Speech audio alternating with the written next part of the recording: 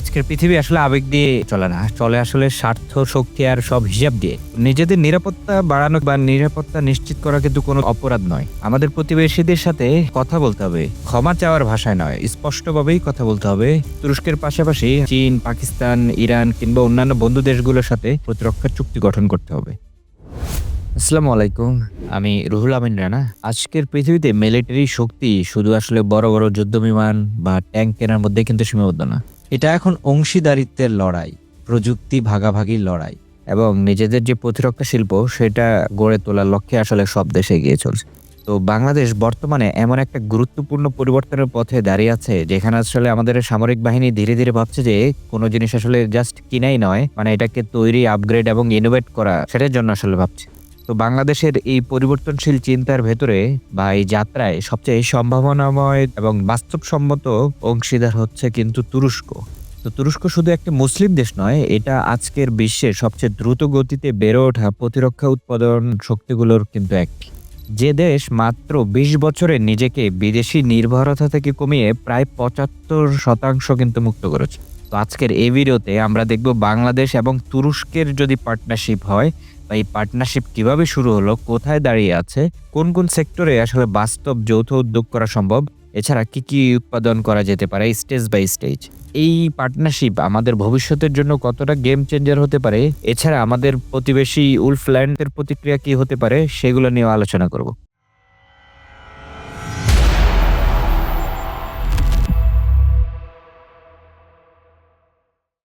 তো বাংলাদেশের সাথে তুরস্কের যে সম্পর্ক এটি কিন্তু আসলে নতুন না। এটি শিকড় কয়েক শতাব্দী আসলে পুরনো। ১৬শ শতাব্দীর শেষ দিকে বেঙ্গল বা বাংলার সঙ্গে অটোমান সাম্রাজ্যের বাণিজ্যিক যোগাযোগ শুরু হয়। চট্টগ্রামের বিখ্যাত জাহাজ নির্মাণ শিল্প সে সময় অটোমান নৌবাহিনীকে কিন্তু যুদ্ধজাহাজ সরবরাহ করত। আর বাংলার বিশ্বখ্যাত মসলিন কাপড় অটোমান অভিজাতদের মাঝে কিন্তু অত্যন্ত জনপ্রিয় ছিল। ধর্মীয় ও সাংস্কৃতিক বন্ধনও ছিল কিন্তু অনেক গভীর। তো বাংলাদেশের মুসলমানরা অটোমানের খিলাফতকে সর্বদা পজিটিভ ভাবেই দেখত। বালকান যুদ্ধ বা তুর্কি স্বাধীনতা যুদ্ধের সময়ও বাংলার মুসলমানরা অর্থ সাহায্য ও নৈতিক সামর্থ্য কিন্তু পাঠিয়েছিল। লেখক ইসমাইল হোসেন সিরাজী পর্যন্ত অটোমানদের পক্ষে বই ও প্রবন্ধ লিখে জনমত গড়ে তুলেছিলেন। এমনকি বাংলাদেশের জাতীয় কবি কাজী নজরুল ইসলাম ১৯২১ সালে কামাল পাশা নামে এক মহাকাব্যিক কবিতা রচনা করেন তুর্কির মুক্তিযুদ্ধের নায়ক মুস্তফা কামাল আতাতুর্ককে সম্মান জানাতে। এটাই মূল কথা। আমাদের সম্পর্ক কেবল আসলে সাম্প্রতিক বা কূটনীতিক নয়, বরং কয়েক শতাব্দীর ছোঁয়া বাণিজ্য, নৌকা নির্মাণ, কাপড় ও শিল্প পণ্য থেকে শুরু করে ধর্মীয়, সাংস্কৃতিক, সাহিত্যিক বহুমাত্রিক বন্ধন তৈরি করেছে। এরপরে ছোট করে তুরস্কের প্রতিরক্ষা শিল্প সম্পর্কে একটু যদি আইডিয়া দেই, গত কয়েক দশকে তুরস্ক তাদের প্রতিরক্ষা শিল্পকে দ্রুত কিন্তু পরিবর্তন করছে। তারা এখন নিজস্ব বিমান, রাডার, ইলেকট্রনিক সিস্টেম, রকেট, বিশেষ করে ড্রোন কিন্তু বানাচ্ছে। এছাড়া তুর্কির যে বড়, বড় কোম্পানিগুলো আছে যারা ড্রোন ও মিসাইল বা ইলেকট্রনিক্স তৈরি করে, আর সেগুলো অনেক দেশেই কিন্তু এখন রপ্তানি করছে। তো সহজ করে যদি আমি বলি, তুরস্ক এখন কিনছে বা শিখছে থেকে নিজে বানায়, রপ্তানি করে এই পর্যায়ে চলে এসেছে। তারা ড্রোন বানায় যেগুলো নজরদারি করে, যুদ্ধের সময় লক্ষ্য করে এবং কিছু ক্ষেত্রে আক্রমণও করে। তুরস্কের বানানো কিছু ড্রোন ও সিস্টেম আন্তর্জাতিকভাবে কিন্তু খুবই সুপরিচিত।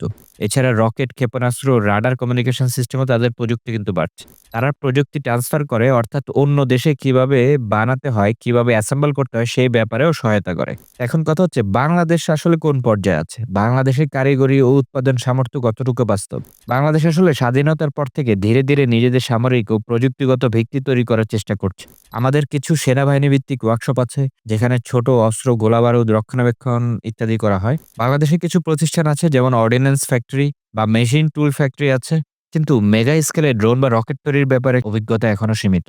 তাই আমাদের কাজ হচ্ছে শিখে ওঠা, লোকাল স্কিল বাড়ানো এবং ধীরে, ধীরে অ্যাসেম্বলি করা। পরে রপ্তানি থেকে শুরু করে ভবিষ্যতে নিজস্ব ডিজাইন ও আরো উন্নত, উন্নত সংস্করণ বাড়ানো। এখানে তুরস্কের অভিজ্ঞতা বাংলাদেশের জন্য কিন্তু সহায়ক হতে পারে। তারা প্রযুক্তি শেয়ার করলে আমরা কিন্তু দ্রুত শিখতে পারি। তো বাংলাদেশ এবং তুরস্কের যৌথ উদ্যোগগুলো কোন, কোন সেক্টরে বাস্তবে আসলে কাজ হতে পারে সেটা যদি আমরা একটু ব্যাখ্যা করি। তুরস্ক এবং বাংলাদেশ ইতিমধ্যেই সামরিক সহযোগিতায় কিন্তু অনেক দূরে গিয়েছে। তবে ভবিষ্যতে যৌথ উদ্যোগে কোন, কোন সেক্টরে সবচেয়ে বাস্তবসম্মত কোলাবোরেশন করা যায় এবং দীর্ঘমেয়াদী প্রজেক্ট নেওয়া যায়, এসব আসলে স্পষ্টভাবে বোঝা জরুরি। তো ভিডিওর এই পার্টে আমরা আলোচনা করব বাংলাদেশ এবং তুরস্ক যদি যৌথ উদ্যোগে কোনো প্রজেক্ট হাতে নেয়, তাহলে কোন, কোন সিস্টেমে এবং কোন, কোন সেক্টরে আসলে কাজ করা উচিত। প্রথমে আসি ড্রোন সিস্টেমে বা আনম্যান্ড এরিয়াল ভেহিকল অথবা আনম্যান্ড কমব্যাট ভেহিকল। এটি আসলে সবচেয়ে সম্ভাবনাময় সেক্টর। তুরস্ক কিন্তু এখন বিশ্বের শীর্ষ ড্রোন নির্মাতা হিসেবে পরিচিত। তাদের বায়রাক্তার টিভি-2, আকেনচি, কার্গু, লয়টারিং মিউনিশন বিশ্বজুড়ে কিন্তু খুবই আলোচিত। তো বাংলাদেশ এবং তুরস্ক যৌথভাবে কিভাবে আসলে ড্রোন বানাতে পারবে সেটা যদি দেখি, বাংলাদেশ, রাশিয়া, চীন, তুরস্ক সবার কাছ থেকেই কিন্তু ড্রোন টেকনোলজি নিচ্ছে। তুরস্ক ট্রান্সফার অফ টেকনোলজি টিওটি দিতে কিন্তু আগ্রহী। তবে বাংলাদেশ আগে থেকেই সামরিক ড্রোন অ্যাসেম্বলি করতে সক্ষম কিন্তু হচ্ছে। এবং ড্রোন হলো ভবিষ্যতের যুদ্ধের কিন্তু প্রধান অস্ত্র। তো সম্ভাবনাময় যেই প্রজেক্টগুলো সেগুলো যদি আমি বলি, যেমন নজরদারি ড্রোন বা সার্ভেইলেন্স ড্রোন, এছাড়া কামিকাজি বা লয়টারিং মিউনিশন বা এফপিভি কমব্যাট ড্রোন বা মিডিয়াম রেঞ্জ কমব্যাট ইউএভি, টিভি-2 এর মতো সিস্টেমগুলো, এছাড়া এন্ট্রি ড্রোন জ্যামার সিস্টেম, এসব ক্ষেত্রে যদি জয়েন্ট ভেঞ্চার করে তাহলে কিন্তু দ্রুত সাফল্য অর্জন করতে পারবে। ২ নম্বরে আসি আমরা প্রিসিশন বা গাইডেড বোম বা স্মার্ট মিউনিশন। তুরস্কের রকেটসান বিশ্বের অন্যতম স্মার্ট অস্ত্র প্রস্তুতকারক। বাংলাদেশ সহজেই এগুলোকে কিন্তু জায়ান্ট প্রোডাকশন করতে পারে। যেমন ম্যাম-এল বা ম্যাম-সি স্মার্ট মিসাইলগুলো। এছাড়া বোমার স্মার্ট কিট, মার্ক 82 বা মার্ক 83 বোমাকে স্মার্ট করার কিট। এ ধরনের ম্যানুফ্যাকচারিং গুলাতে কিন্তু জয়েন্ট ভেঞ্চারে যেতে পারে। এছাড়া এন্টি আর্মর বা এন্টি ফর্টিফিকেশন গাইডেড মিউনিশন এগুলো প্রস্তুত করতে পারে। এছাড়া 122 বা 230 রকেটের কিন্তু স্মার্ট সংস্করণ প্রজেক্ট গুলোতে হাত দিতে পারে। তো বাংলাদেশে এটা কি আসলেই সম্ভব? বাংলাদেশ কিন্তু অর্ডিন্যান্স ফ্যাক্টরির যে বোমা বা গোলাবারুদ বানানোর দীর্ঘমেয়াদী অভিজ্ঞতা আছে, সেটাকে কাজে লাগাতে পারে। আর তুরস্ক কিন্তু টিওটি দিতে আগ্রহী। এছাড়া স্মার্ট বোমা এখন কিন্তু যুদ্ধের মূল গেম চেঞ্জার। ৩ নম্বরে আসি ইলেকট্রনিক ওয়ারফেয়ার ও কাউন্টার ড্রোন সিস্টেমে কিন্তু জয়েন্ট ভেঞ্চার কাজ করতে পারে। তুরস্ক এক্ষেত্রে কিন্তু অনেক অ্যাডভান্সড। তাদের কোরাল ইডব্লিউ সিস্টেম বা EGDR anti drone jammer, RF detectors বিশ্বমানের। যৌথ উদ্যোগে যা হতে পারে তার ভিতরে এন্টি ড্রোন জ্যামার গান তৈরি করতে পারে, ওয়াইড এরিয়া জ্যামিং সিস্টেম তৈরি করতে পারে, ড্রোন ডিটেকশন রাডার করতে পারে, battle field communication encryption system তৈরি করতে পারে বা পোর্টেবল ইডব্লিউ সুইট তৈরি করতে পারে। এই সেক্টরগুলোর কিন্তু কৌশলগত গুরুত্ব অনেক বেশি। কারণ ভবিষ্যতের সব যুদ্ধই কিন্তু এখন ড্রোনের উপর নির্ভর। এছাড়া আর্মড ভেহিকল বা গাড়ি ভিত্তিক সজোয়া যান তৈরিতে জয়েন্ট ভেঞ্চার করতে পারে। তুরস্কের অটোকার বা বিএমসি, এফএনএসএস সবই কিন্তু বিশ্বমানের আর্মড ভেহিকল নির্মাতা। যেখানে যৌথ উদ্যোগে সবচেয়ে সম্ভাবনার দিক হচ্ছে মাইন রেসিস্টেন্স অ্যাম্বুশ প্রোটেক্টেড যান, যেটাকে এমআরএপি যান বলা হয়। এছাড়া 4x4 বা 8x8 সজোয়া গাড়ি। এছাড়া ইনফ্যান্ট্রি ফাইটিং ভেহিকল বা আইএফভি তৈরি করতে পারে। এছাড়া বর্ডার সিকিউরিটি আর্মড প্ল্যাটফর্মও কিন্তু জয়েন্ট ভেঞ্চার তৈরি করতে পারে। তো বাংলাদেশের কাছে এগুলো অ্যাসেম্বল করার জন্য প্রয়োজনীয় কারখানা, মেশিন এবং দক্ষ জনবল কিন্তু আছে। ৫ নম্বরে ছোট বা স্মল আর্মস তৈরির ক্ষেত্রে জয়েন্ট ভেঞ্চার করতে পারে। বাংলাদেশ ছোট অস্ত্রের বড় অংশই দেশেই তৈরি হয়। বিশেষ করে বাংলাদেশ অর্ডিন্যান্স ফ্যাক্টরিতে। তো তুরস্কের সারসিল, মাজ, ক্যানিক বা এমকেই অনেক শক্তিশালী কিন্তু অস্ত্র নির্মাতা। তাদের সাথে কিন্তু assault rifle, sniper rifle, light machine gun, 9mm পিস্তল বা মডার্ন হার্ড গান, শর্টগান এগুলো কিন্তু জয়েন্ট ভেঞ্চারে দ্রুতই বানানো সম্ভব। এছাড়া মিসাইল ও রকেট সিস্টেমে যদি দেখি দীর্ঘমেয়াদী একটা সেক্টর যদিও, তারপরেও তুরস্কের এটিজিএম বা LUMTS, anti ship missile, long range artillery rocket এগুলো কিন্তু বিশ্বমানের।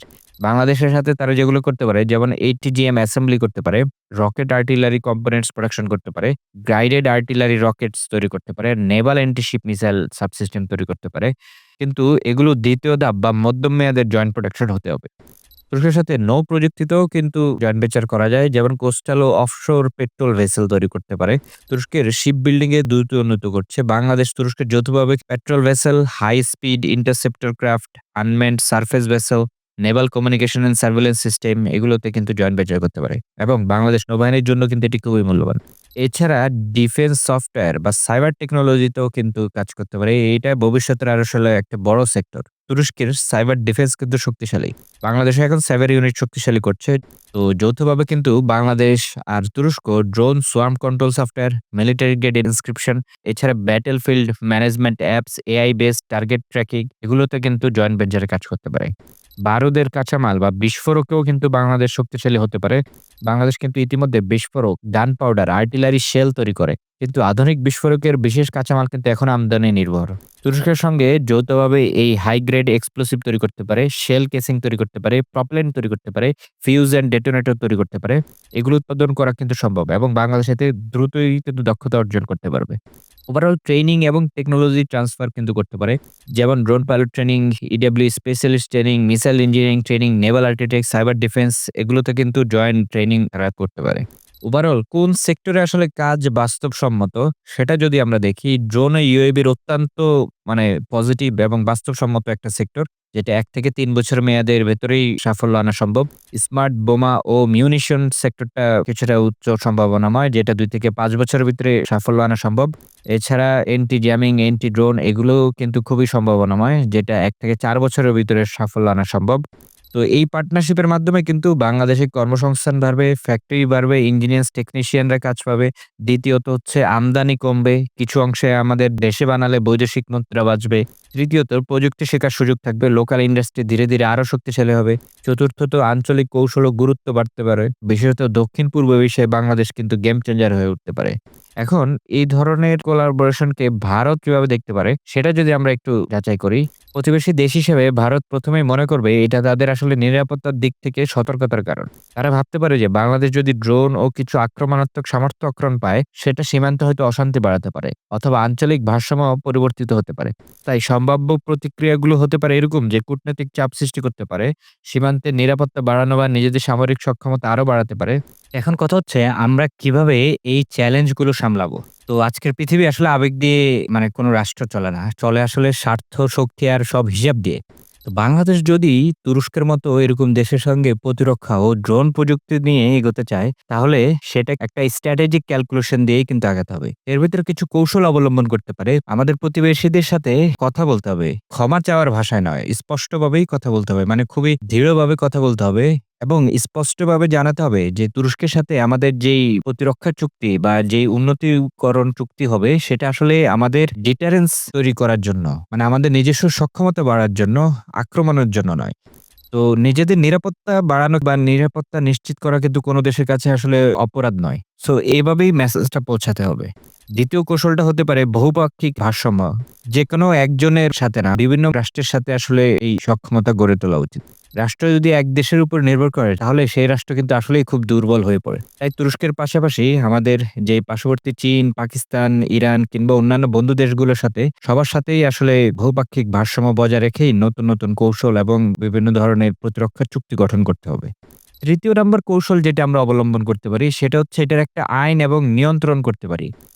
ড্রোনের সেন্সর, ডেটা এসব জিনিস কিন্তু খেলনা নয়। কোথায় ব্যবহার হবে, কে চালাবে, কার কাছে যাবে সবকিছু একটা আইনের মাধ্যমে নিয়ন্ত্রিত হতে হবে। কারণ আন্তর্জাতিক রাজনীতিতে নিয়ন্ত্রণহীন প্রযুক্তি মানেই সন্দেহ। তাই এগুলোর ব্যাপারে অবশ্যই একটি কঠোর আইন এবং নিয়ন্ত্রণ থাকতে হবে। চতুর্থত, আমরা আমাদের জনগণকে কিন্তু এসব বিষয়ে অবগত রাখতে পারি। মানে জনগণকে অন্ধকারে রাখা যাবে না। রাষ্ট্রের শক্তি শুধু কিন্তু অস্ত্র নয়, জনসমর্থনও কিন্তু একটা রাষ্ট্রের শক্তি।